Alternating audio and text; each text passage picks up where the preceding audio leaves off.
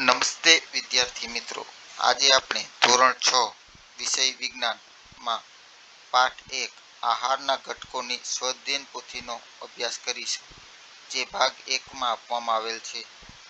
જેનું સંપૂર્ણ સોલ્યુશન અહીંયા તમને આપવામાં આવેલ છે, જે NCERT 2024-25 મુજબ છે.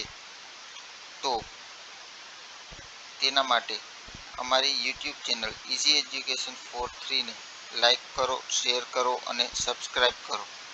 તો ચાલો આપણે આગળ સ્વઅધ્યયન પોથી પાઠ 1નું સોલ્યુશન જોઈએ. પાઠ 1 આહારના ઘટકો. જેમાં પ્રશ્ન પહેલો છે, નીચેના પ્રશ્નોના ઉત્તર આપો. જેમાં પહેલું, જઈને ડૉક્ટર સમતોલ આહાર લેવાની સલાહ આપી છે. તો તે નીચે પૈકી કયા આહારનો સમાવેશ પોતાના ખોરાકમાં કરશે? યોગ્ય વિકલ્પની સામે ખરાની નિશાની કરો. જેનો જવાબ છે ડી. વિટામિન, કાર્બોદિત, પ્રોટીન, ચરબી અને ખનિજ ક્ષારો યુક્ત આહારની પસંદગી કરશે. પ્રશ્ન બીજો, અજયને દાંતના પેઢામાંથી લોહી નીકળે છે અને તે ડૉક્ટર પાસે જાય છે. તો ડૉક્ટર કેવા પ્રકારનો ખોરાક લેવાનું સૂચન કરશે? યોગ્ય વિકલ્પની સામે ખરાની નિશાની કરો. જેનો જવાબ છે ડી. નારંગી, આમળા, લીંબુ. પ્રશ્ન 3, આપેલ ડીશમાં તમારા સમતોલ ભોજનની નોંધ કરો. અહીંયા સમતોલ ભોજનની નોંધ કરેલી છે. ગોળ, ઘી, દૂધ, અથાણું, રોટલો, શાક, ખીચડી, દૂધ, ડુંગળી. એ રીતના તમારી રીતે તેમાં તમારો રોજિંદો ખોરાક લખવાનો છે. પ્રશ્ન 4, શું કોઈ એક પદાર્થમાં ખાદ્ય પદાર્થમાં એક કરતાં વધુ પોષક દ્રવ્યો હાજર હોઈ શકે છે? એક ઉદાહરણ આપી તમારું મંતવ્ય લખો. તો જેનો જવાબ છે હા. એક પદાર્થમાં એક કરતાં વધારે પોષક દ્રવ્યો હાજર હોય છે. જેમ કે દૂધમાં બધા જ પ્રકારના વિટામિન હોય છે, તેમજ લીલા શાકભાજીમાંથી અલગ અલગ પ્રકારના પ્રોટીન, કાર્બોદિત, વિટામિન મળી રહે છે. તેમજ ઈંડામાંથી ઘણા બધા પોષક દ્રવ્યો મળે છે.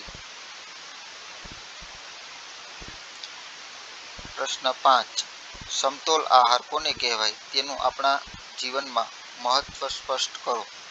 જેનો જવાબ છે સમતોલ આહાર એટલે એવો આહાર કે જેમાંથી બધા જ પ્રકારના પોષક દ્રવ્યો હોય છે.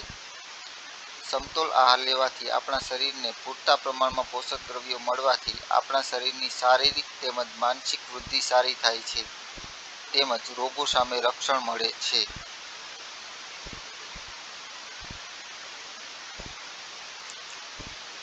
પ્રશ્ન 6, ગઈકાલે દિવસ દરમિયાન તમે શું જમ્યા તેની યાદી બનાવો. શું તેને સમતોલ આહાર કહી શકાય? જેનો જવાબ છે ગઈકાલે દિવસ દરમિયાન અમે રોટલી, શાક, છાશ, દાળ, ભાત, ખીચડી, અથાણું, રોટલો, ફળોનો ઉપયોગ આહારમાં કર્યો, જેને સમતોલ આહાર કહી શકાય છે.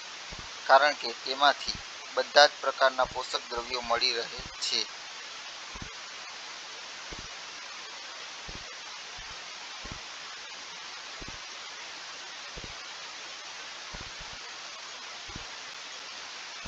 પ્રશ્ન 7, નીચે આપેલા ખાદ્ય પદાર્થોમાં પોષક દ્રવ્યોની હાજરી જાણવા માટે નીચે દર્શાવ્યા પૈકી યોગ્ય પરીક્ષણ કરો. અહીંયા આપણે પરીક્ષણ કરવાનું છે બટાટા, ચણા અને તલ પર. જેમાં આયોડિનના દ્રાવણમાં બટાટા ભૂરો અને કાળો રંગ આપે છે. ચણા છે એ કોપર સલ્ફેટ અને સોડિયમ હાઇડ્રોક્સાઇડનું દ્રાવણ હોય તેમાં જાંબલી રંગ આપે છે. તલ છે તે તેલી ડાર્ક પડે છે. બટાટામાં કાર્બોદિત હોય છે, ચણામાં પ્રોટીન હોય છે અને તલમાં ચરબી હોય છે.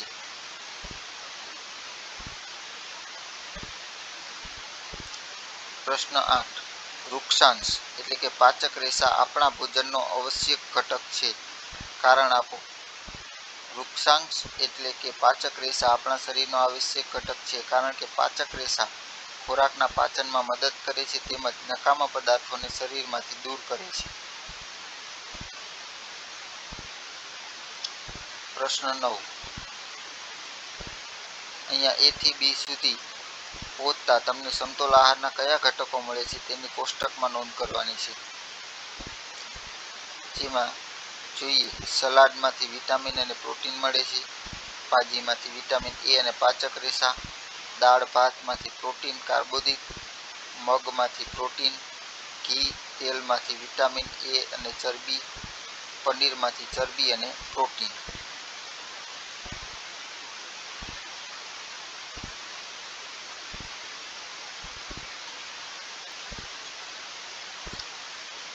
પ્રશ્ન 10. શું વધારે માત્રામાં પ્રોટીન અને વિટામિન યુક્ત આહાર આપણા શરીર માટે હાનિકારક છે? કેવી રીતે?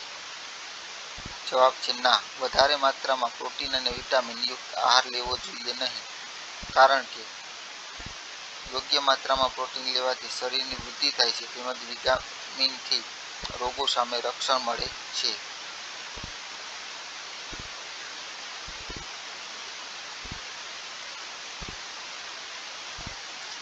પ્રશ્ન 11. દૂધને સમતોલ આહાર કહેવાય છે, કારણ આપો.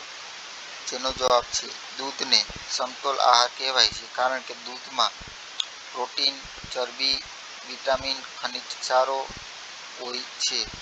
આમ દૂધમાં બધા જ પોષક દ્રવ્યો હોય છે. દૂધમાં માત્ર વિટામિન સી હોતું નથી. આમ દૂધને સમતોલ આહાર કહેવાય છે.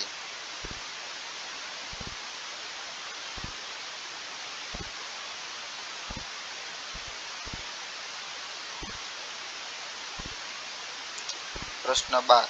સમતોલ આહાર માટે આપણે કેવો ખોરાક ગ્રહણ કરવો જોઈએ? જેનો જવાબ છે સમતોલ આહાર માટે આપણે બધા જ પોષક દ્રવ્યો જેમ કે પ્રોટીન, વિટામિન, ખનિજ ક્ષાર, કાર્બોદિત, ચરબી હાજર હોય તેવો આહાર લેવો જોઈએ. ઉદાહરણ તરીકે દાળ, ભાત, શાક, રોટલી, રોટલો, સલાડ, દહીં વગેરે.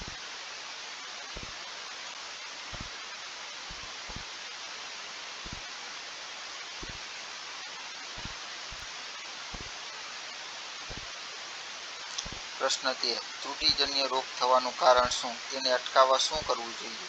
જેનો જવાબ છે ત્રુટિજન્ય રોગ થવાનું મુખ્ય કારણ શરીરમાં કોઈ એક કે વધુ વિટામિનની ખામી છે.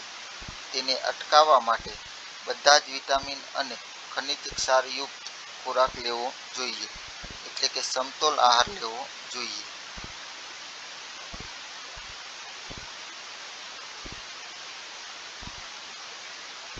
પ્રશ્ન 14. જોડકા જોડો. જેમાં વિટામિન એ ની સામે ઈ રતાંતરણાપણું, સી ની સામે ડી સ્કર્વી, વિટામિન ડી ની સામે સી રિકેટસ એટલે કે સુક્તાન, આયોડિન ની સામે બી ગોઈટર,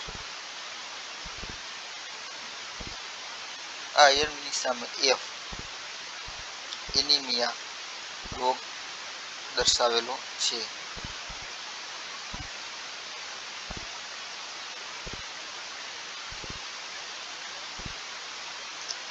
પ્રશ્ન 15. તમારા વર્ગમાં અભ્યાસ કરતા નીરવનું શરીર ખૂબ જાડું છે. તેણે તેની ભોજનની ટેવમાં શું શું ફેરફાર કરવા જોઈએ?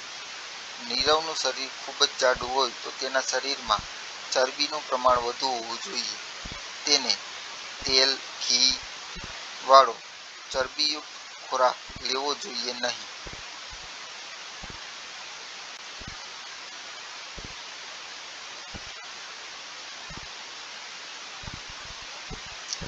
પ્રશ્ન 16. રમતના મેદાનમાં રમતા રમતા તમારા મિત્રને ચક્કર આવી ગયા. દવાખાને લઈ જતા ડોક્ટરે કહ્યું કે તેને શરીરમાં પાણીનું પ્રમાણ ઘટી ગયું છે. તો તમે તેને કયા ઘરગથ્થુ ઉપાયો સૂચવશો? જો તેના શરીરમાં પાણીનું પ્રમાણ સતત ઘટતું જાય તો શું થાય? જેનો જવાબ છે શરીરમાં પાણીનું પ્રમાણ ઘટે તો તેને નાળિયેર પાણી, ORS, લીંબુ શરબત પીવું જોઈએ તેમજ તડકામાં નીકળવાનું ટાળવું જોઈએ. જો સતત પાણીનું પ્રમાણ ઘટે તો તે બેભાન થઈ જાય છે.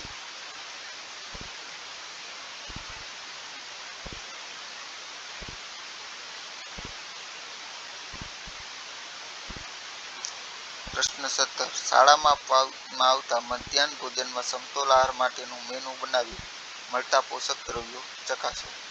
જેનો જવાબ છે તમારે તમારા શાળામાં મળતા મધ્યાહન ભોજનની વાનગી અને તેમાંથી મળતા પોષક તત્વો અહીંયા લખવાના છે.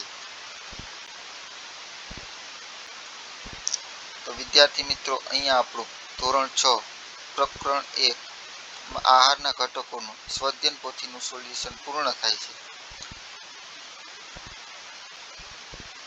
આવા સ્વાધ્યાયન પોથીના સોલ્યુશન, ધોરણ 6, 7, 8 ગણિત અને વિજ્ઞાનના પાઠના સોલ્યુશન તેમજ સીઈટી, એનએમએમએસ જેવી તેમજ જવાહર નવોદય જેવી અન્ય કોમ્પિટિટિવ એક્ઝામના સોલ્યુશન માટે અમારી YouTube channel easy education four 3 ને લાઈક કરો, શેર કરો, સબસ્ક્રાઈબ કરો અને તમારા મિત્રો સાથે શેર કરો. તમને જો કોઈ એમાં મૂંઝવતા પ્રશ્નો હોય તો કોમેન્ટ બોક્સમાં લખી અને જવાબ મેળવો. આભાર.